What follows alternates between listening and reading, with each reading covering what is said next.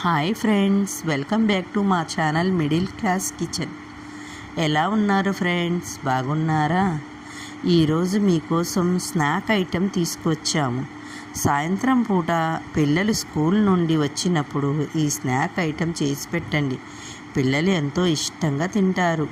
ఈ స్నాక్ ఐటెంను చూసే ముందు మా ఛానల్ని మొదటిసారిగా చూస్తూ ఉంటే ప్లీజ్ సబ్స్క్రైబ్ చేసి ఒక లైక్ కొట్టి మంచి కామెంట్ పెట్టండి. మీ ఫ్రెండ్స్ అండ్ ఫ్యామిలీతో షేర్ చేయడం అస్సలు మర్చిపోవద్దు. ఇక ఆలస్యం చేయకుండా రెసిపీకి వెళ్ళిపోదామా? దీనికి కావాల్సిన పదార్థాలు: శనగపిండి 1/2 kg, బంగాళదుంపలు 1/2 kg, పచ్చిమిర్చి 4, ఉల్లిపాయలు 2, బ్రెడ్ ప్యాకెట్ 1, ఉప్పు సరిపడా, కారం 1 టీ స్పూన్, వంట సోడా చిటికెడు, ధనియాల powder 1 teaspoon, garam masala 1/2 teaspoon, oil సరిపడా.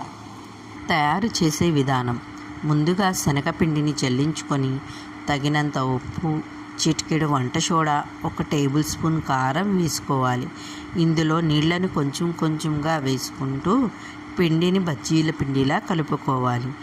దీనిని 15 నిమిషాలు పక్కన పెట్టుకోవాలి.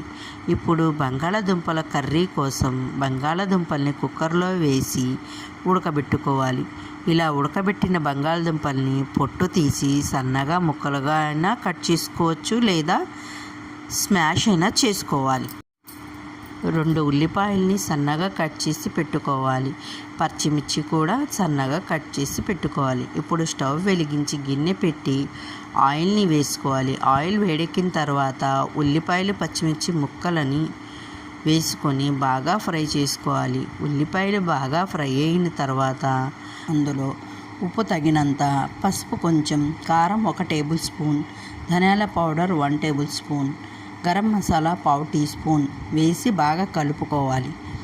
బాగా కలిపి మసాలాలన్నీ బాగా కలిసిన తర్వాత మనం ముందుగా ఉడికించి పెట్టుకున్న బంగాళాదుంపల్ని ఈ కర్రీలోకి వేసి బాగా కలుపుకోవాలి.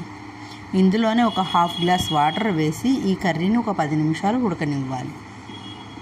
ఇలా వాటర్ వేయడం వల్ల బంగాళదుంప కర్రీ బ్రెడ్ పైన స్ప్రెడ్ చేసుకోవడానికి ఈజీగా ఉంటుంది. ఇప్పుడు బ్రెడ్ ముక్కల్ని తీసుకొని బ్రెడ్ పైన కర్రీని వేసి బ్రెడ్ మొత్తం స్ప్రెడ్ చేసుకోవాలి. ఈ బ్రెడ్ పైన ఇంకో బ్రెడ్ ముక్కని పెట్టి మధ్యలోకి క్రాస్గా కట్ చేసుకోవాలి. ఇలానే అన్ని బ్రెడ్ ముక్కల్ని తయారు చేసి పెట్టుకోవాలి. స్టవ్ వెలిగించి కడాయి పెట్టుకొని డీప్ ఫ్రైకి సరిపడా ఆయిల్ వేసుకొని ఆయిల్ వేడెక్కిన తర్వాత ఈ స్టఫ్డ్ బ్రెడ్ ముక్కల్ని శనగపిండిలో ముంచి ఆయిల్లో వేసి బాగా ఫ్రై చేసుకోవాలి.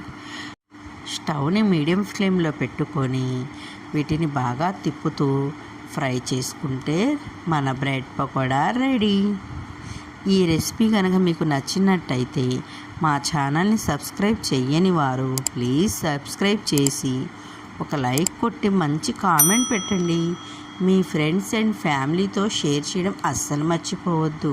Thanks for watching.